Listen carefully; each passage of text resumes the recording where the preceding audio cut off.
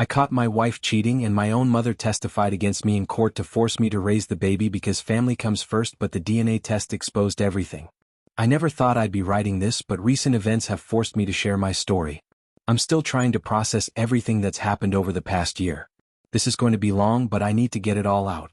I grew up in a complicated family dynamic. I had a younger brother who passed away when he was 5 and I was 8. His death devastated my parents, especially my mother, 52F, who had always dreamed of having a large family. After losing him, the doctors told her she couldn't have any more children due to complications.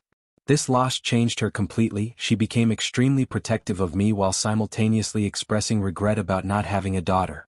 Throughout my childhood and teenage years, she would often tell me how much she wished she had a girl, sometimes even saying she had picked out names for the daughter she never had. My father, 54F, tried his best to help her through the grief, but my mother's obsession with having a daughter never really went away. She would spend hours with my female cousins, buying them gifts and treating them like the daughters she never had.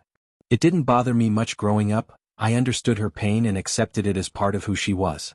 I met Minerva, 26F, 2 years ago at a company event through a mutual friend, Emma. Minerva was working as an administrative assistant at a local business, and she caught my attention immediately. She was beautiful, charming, and seemed very family-oriented. Emma later told me that Minerva had recently ended a long-term relationship and was looking to settle down. When I introduced Minerva to my parents, my mother's reaction was overwhelming. She literally cried tears of joy, saying Minerva reminded her of herself when she was younger. From that moment on, my mother became incredibly invested in our relationship. She would constantly invite Minerva over for lunch, take her shopping, and even started referring to her as the daughter she never had. Minerva seemed to embrace this attention, often spending time with my mother even when I wasn't around. Looking back, I should have seen the red flags. My mother would sometimes make comments about how I needed to lock Minerva down before someone else did. She would defend Minerva even in situations where I had valid concerns, like when Minerva would cancel our dates last minute or when she was vague about her past relationships. After dating for a year, Minerva and I got married. My mother insisted on paying for the entire wedding, saying she wanted her daughter to have the perfect day. She took over most of the planning, often making decisions without even consulting me. Minerva didn't seem to mind. In fact, she and my mother would spend hours discussing wedding details, sometimes even excluding me from conversations about my own wedding. The ceremony was small but elegant, just close family and friends. I noticed Minerva seemed distracted during the reception, constantly checking her phone, but I brushed it off as wedding day nerves. My father pulled me aside during the reception and asked if I was sure about the marriage, saying something felt off, but I was too caught up in the moment to really hear his concerns. The first 6 months of marriage were relatively smooth. Minerva quit her job because she wanted to focus on starting a family. I was making good money as a software developer, so I supported her decision.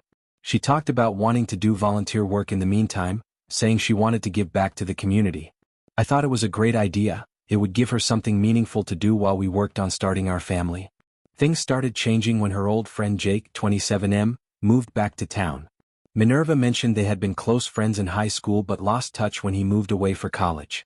At first, she would meet him for coffee occasionally, saying she was helping him readjust to being back in town. My mother encouraged these meetings, saying it was wonderful that Minerva was helping an old friend. But then the coffee meetings became more frequent. Minerva started coming home late, sometimes smelling like alcohol, making excuses about helping Jake with various things, helping him shop for furniture, helping him navigate the local social scene, helping him deal with family issues. When I expressed concern about how much time she was spending with him, my mother actually defended Minerva, saying I was being controlling and that Minerva was just being kind to someone who needed help adjusting to being back home. My father tried to warn me again, pointing out how Minerva's behavior had changed, but my mother shut him down immediately. She accused him of trying to create problems in my marriage and said he was just jealous of how close she and Minerva had become. This caused several arguments between my parents, with my mother always taking Minerva's side. The truth came out in the worst possible way. One day, I came home early from work because I wasn't feeling well. I found Minerva and Jake in our bed. What made it even worse was that they didn't even seem that surprised or ashamed when I walked in. Minerva actually had the audacity to say, "I guess we need to talk." I packed a bag immediately and went to my parents' house, expecting support and comfort. Instead, I found my mother more concerned about Minerva than about me. She kept saying things like everyone makes mistakes and you need to forgive her for the sake of your marriage. She actually called Minerva while I was still sitting there, telling her to come over so we could work things out. 2 weeks later, Minerva announced she was pregnant. I was immediately suspicious about the timing since we hadn't been intimate for almost 2 months before I caught her cheating. When I expressed my doubts about the paternity, my mother exploded in a way I'd never seen before. She said I was being cruel and that regardless of who the father was, I needed to step up and take responsibility because DNA doesn't matter, family is family. I filed for divorce immediately, but Minerva fought it with my mother's full support, both emotionally and financially. To my absolute shock and horror, my mother actually testified against me in court, claiming I was an absent husband who drove Minerva to seek comfort elsewhere. She told the judge that Minerva's baby deserved a stable home and that I had the means to provide for them both. My mother even offered to help pay Minerva's legal fees, using money from her retirement savings to do so. My father tried to reason with my mother, but she wouldn't listen.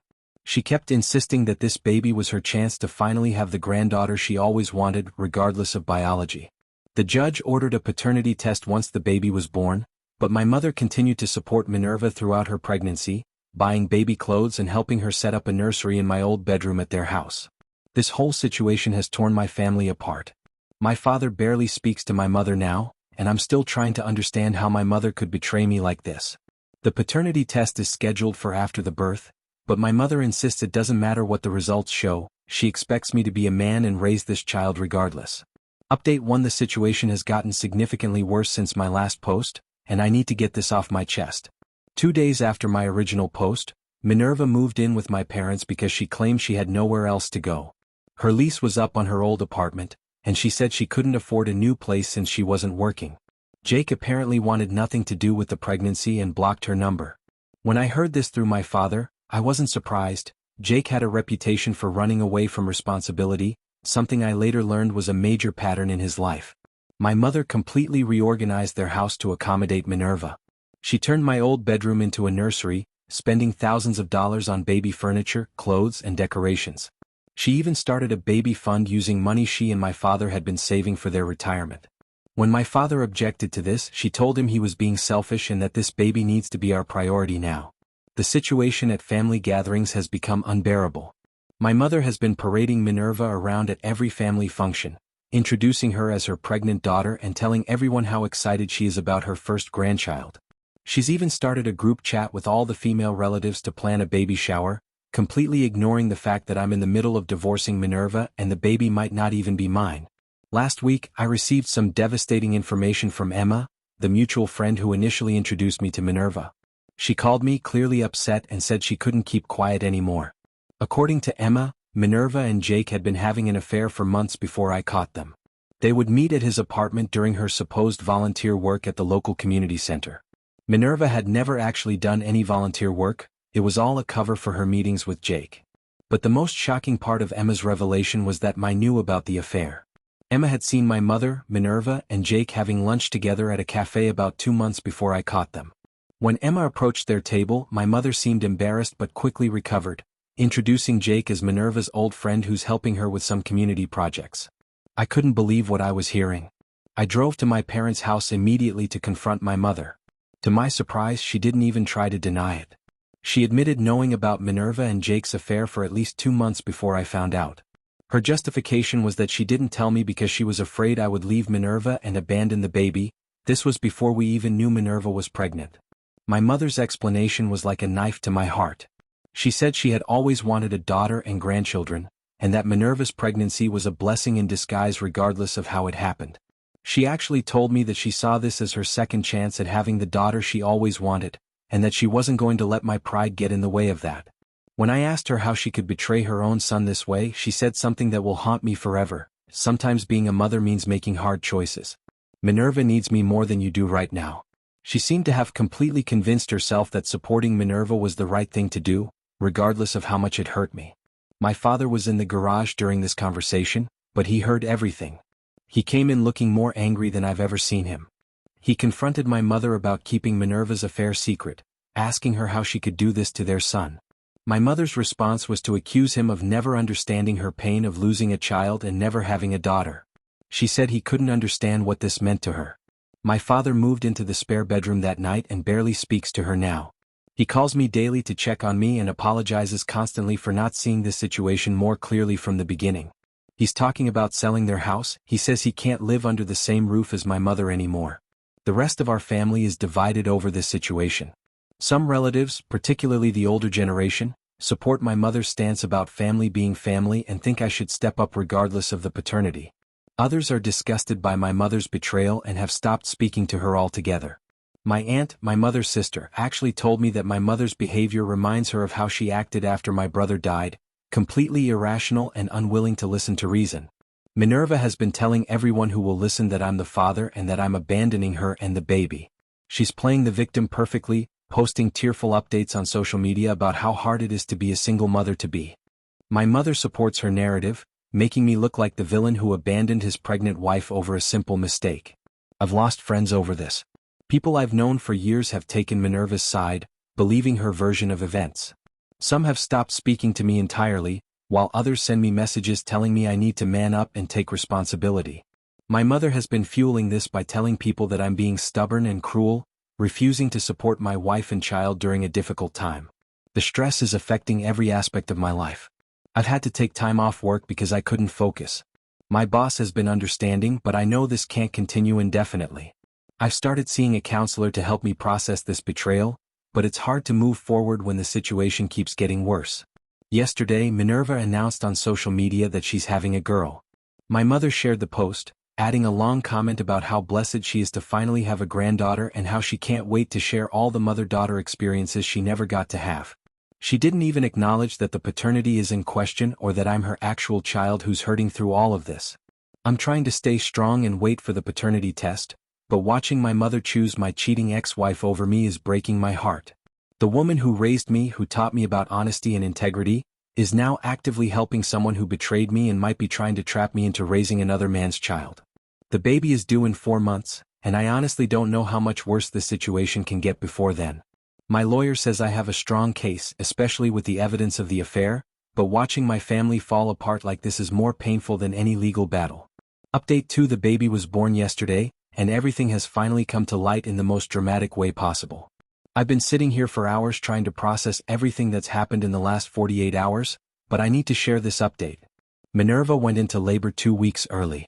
My mother called me 6 times in the span of an hour, leaving increasingly angry voicemails about how I needed to be at the hospital because my daughter was being born. I ignored the calls, but my father kept me updated about what was happening. The baby girl was born healthy, weighing 7 pounds 2 ounces. My mother posted pictures on social media almost immediately, announcing the arrival of her first grandchild without any mention of the this morning, and as I suspected, I am not the father. The test confirmed that Jake is the biological father. But here's where things get even more twisted. Right after getting the results, I received a call from Lisa, Minerva's sister. Lisa was crying and apologizing, saying she couldn't live with the guilt anymore. She revealed that Minerva and Jake had been dating secretly for over 6 years, even before I met Minerva. They never broke up as Minerva had claimed. Jake wasn't ready for marriage or a baby, so they hatched a plan together. Minerva would find someone stable and successful to marry, all while continuing her relationship with Jake. I was their target because of my good job and what Lisa called my nice guy reputation. According to Lisa, Minerva had initially planned to pass off any baby she had with Jake as mine, but they hadn't planned on her getting pregnant so soon. When I caught them together, they had to accelerate their timeline. Lisa shared screenshots of text conversations between Minerva and Jake discussing their plan, including messages from before our wedding where they joked about how well their scheme was working. But the most devastating part was learning about my mother's involvement. Lisa revealed that my mother had discovered their plan about 3 months into my marriage with Minerva. She had borrowed Minerva's phone to make a call and saw some of the texts between Minerva and Jake. Instead of telling me, my mother confronted Minerva privately. Minerva, being the manipulator she is, played perfectly into my mother's desperate desire for a daughter and grandchild. Minerva convinced my mother that Jake was her true love but that needed financial stability that he couldn't provide. She promised my mother that once she had a baby, she would let my mother be the primary grandmother and would even name the baby after her. My mother, so desperate for the daughter and granddaughter relationship she'd always wanted, agreed to keep their secret. I was shaking with anger after hearing all this. I took the paternity test results and all the screenshots Lisa had sent me, and I created a detailed social media post. I tagged everyone who had called me a deadbeat, everyone who had sided with Minerva, and everyone who had cut ties with me over this situation. I included screenshots of the texts between Minerva and Jake, messages showing their years-long relationship, and their discussions about using me for financial stability. The response was overwhelming. People who had sided with my mother and Minerva started sending me apologetic messages. Former friends who had cut ties were begging for forgiveness. Minerva's sister even went public with more details about their scheme, including how Minerva and Jake had laughed about my mother's support of their plan. My mother's reaction to all this was perhaps the most surprising. Instead of admitting her mistake or apologizing, she doubled down. She showed up at my apartment, hysterical, saying that none of this changed anything. She still insisted that I should be the bigger person and raise this child because she's innocent and all this and DNA doesn't define family. She actually tried to argue that this was God's plan to give her the granddaughter she always wanted. My father, who was at my apartment when she arrived, finally snapped. He told her she needed professional help and that her obsession with having a daughter had destroyed our family. He announced right there that he was filing for divorce. My mother broke down completely, alternating between begging him to stay and accusing us both of being cruel and unfeeling. Minerva tried to do damage control by claiming she had developed real feelings for me during our marriage and that she had planned to end things with Jake. But then Lisa revealed even more texts showing how Minerva and Jake had been mocking me throughout our entire relationship, even on our wedding day. There were messages making fun of how I believed Minerva's volunteer work story and jokes about my mother's desperation for a granddaughter. Jake finally broke his silence today, posting a public apology on Facebook, not to me, but to Minerva for not being ready for marriage sooner and promising to step up now that the truth is out. He didn't acknowledge the years of deception or the pain they caused, instead painting it as a love story where he finally realized he was ready to be a father. My father met with a divorce lawyer this afternoon. He's staying with me while they sort out the legal details. My mother has been calling and texting us both constantly, switching between anger and pleading. She's still insisting that walking away from her granddaughter and my mother on everything, regardless of the circumstances. My lawyer is preparing a statement to ensure I have no legal obligations to the baby, though given the paternity test results and all the evidence that's come to light, he says there's no chance I could be held responsible. This whole situation has shown me who my real family is, and sometimes it's not the people who share your blood. My father has been my rock through all of this, and I'm grateful that at least one of my parents chose to stand by me. Update 3: A lot has happened since my last update, and I feel like I need to share the aftermath of everything that went down. The fallout from the paternity test revelation and Minerva's exposed deception has had far-reaching consequences for everyone involved. My parents' divorce was finalized last month. My father got a fair settlement, including half of their savings that my mother hadn't already spent on Minerva and the baby. The judge was particularly unsympathetic to my mother after learning how she had used their retirement funds to support Minerva's deception. My mother was forced to sell their house to settle the division of assets. She bought a small condo just 3 blocks away from Minerva's new apartment, which tells you everything you need to know about her priorities. My father has moved in with me temporarily while he looks for his own place. The change in him since leaving my mother has been remarkable. He started working out, joined a local golf club, and even started dating again. Last week he told me he hasn't felt this free in decades. He admitted that my mother's obsession with having a daughter had been a dark cloud over their marriage for years, even before Minerva came into the picture. Minerva and Jake's situation has imploded spectacularly. They moved in together after the paternity reveal, playing the happy family on social media, but things quickly went south. Jake lost his job after his employer discovered he'd been lying about taking sick days to meet Minerva during our marriage. His boss's wife follows me on Facebook and saw my exposed post. Minerva tried getting a job at several local businesses, but her reputation preceded her. No one wants to hire someone known for such elaborate deception. My mother, unbelievably, is still fully committed to playing grandmother.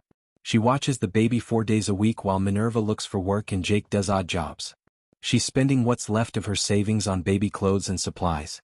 She even threw a grandmother and granddaughter photo shoot last month and plastered the pictures all over her new social media accounts. She made new ones after most people unfollowed her old ones. The most shocking part is that my mother has started telling people a new narrative. She's now claiming she always knew Minerva and Jake were meant to be together, and that she facilitated their reunion because she could see they were soulmates. She's trying to paint herself as some kind of romantic hero who helped true love prevail. A few distant relatives are actually buying the story, praising her for putting love first. Last week, Minerva reached out through her lawyer, asking if I would consider adopting the baby since Jake isn't proving to be reliable father material. She had the audacity to suggest that since I almost was the father anyway, I should step in now that Jake is struggling to provide. My mother followed up with a long email supporting this idea, saying it would heal our family. I forwarded both messages to my lawyer without responding. The baby is 6 months old now, and my mother has fully embraced her role as grandma, despite having no biological connection to the child.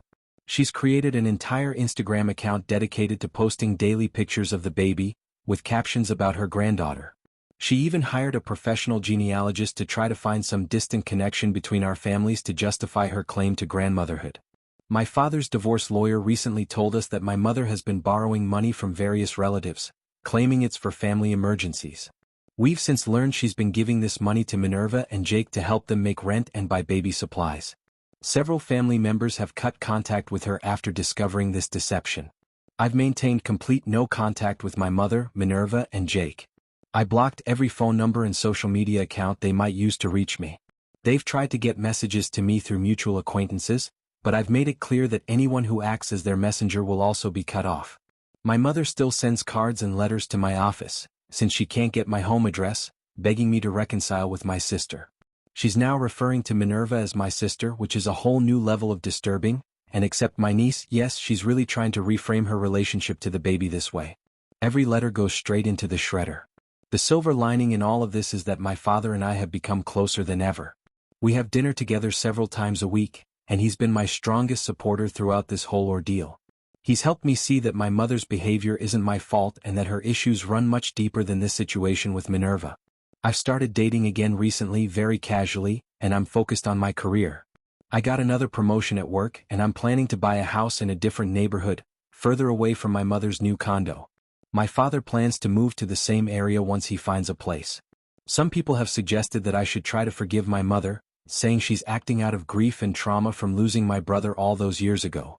But watching her actively choose to support the people who deceived and betrayed me, and then try to rewrite history to justify her choices, has shown me who she really is. Some bridges once burned should stay broken. This will probably be my final update. I'm ready to close this chapter of my life and move forward without the toxic influence of my mother and the constant drama of Minerva and Jake's lies. Thank you to everyone who supported me throughout this journey.